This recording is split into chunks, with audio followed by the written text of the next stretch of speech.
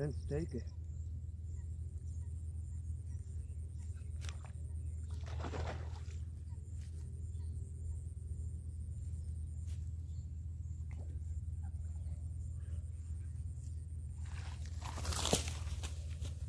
Friends 2 மீன் ஆட்டாமட்டேன். First மீன் அடிச்சுது, அடித்தேன் lock ஆகலை. சரி அப்படியே ஓட்டினேன், டக்குன்னு 2வது மீன் அடிச்சிச்சு. சைஸு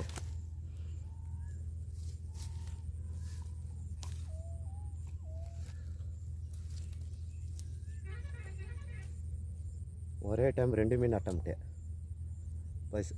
நல்ல சைஸு. 3வது மீன்